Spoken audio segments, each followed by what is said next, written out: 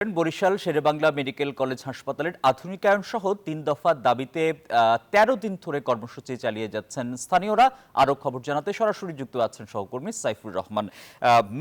মিরন ১৩ দিন ধরে এই কর্মসূচি চলছে। ঢাকা বরিশাল মহাসড়ক অবরোধ করে রেখেছেন তারা। সংশ্লিষ্টদের পক্ষ থেকে সমস্যার সমাধানে কি আশ্বাস এসেছে? আসিফ, আপনি ঠিকই বলেছেন যে গত ১৩ দিন ধরে অর্থাৎ আজকে ১৪তম দিনে কিন্তু ঢাকা বরিশাল পটুয়াখালী যে মহাসড়ক, সেই মহাসড়ক ব্লকেট কর্মসূচি দিয়ে কিন্তু ছাত্র জনতা এখানে সকাল থেকে কিন্তু তারা ব্লকেট কর্মসূচি পালন করেছেন।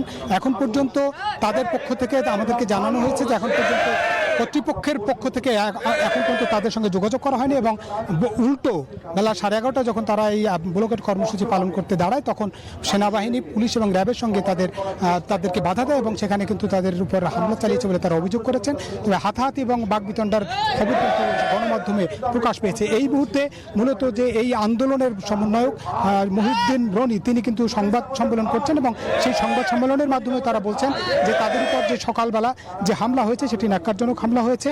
তারা এই মুহূর্তে বরিশাল শেরেবাংলা মেডিকেল কলেজ হাসপাতাল শুধু নয়, সারা দেশে যে সরকারি হাসপাতালগুলো বান্ডেল থাকলে প্রতি সেনমানিতে টাকা বাঁচবে। বিকাশ সেনমানি বান্ডেল কিনে জিতুন প্রতি লেনদেনে।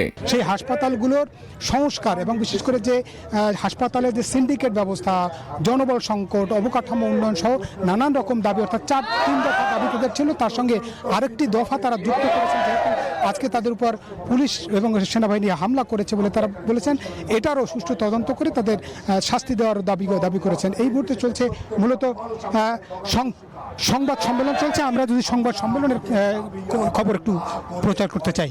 যাব না ইনশাআল্লাহ। আমাদেরকে মেরেছেন, আমরা কিন্তু লাঠিচার্জের বদলে কেউ গায়ে হাত তুলি নাই। সেনাবাহিনী আমাদের মারছে, আমরা কিন্তু তাদেরকে প্রত্যুত্তর করি নাই। পুলিশ আমাদেরকে ধাক্কা দিল, আমরা কিন্তু প্রত্যুত্তর করি নাই। আমরা শান্তিপূর্ণভাবে আন্দোলন করেছি, আমরা শান্তিপূর্ণভাবে আন্দোলন করে যাব। আমরা বলে দিতে চাই সারা বাংলাদেশের মানুষকে, আপনারা শোনেন, মন দিয়ে শোনেন, এই সমস্যাটা শুধুমাত্র বরিশালবাসীর একার না। যেমনটা বলছিলেন, এখানে এখনো সংবাদ সম্মেলন চলছে। এই ছিল মূলত বরিশাল থেকে আমার কাছে সবশেষ তথ্য। ফিরছি স্টুডিওতে।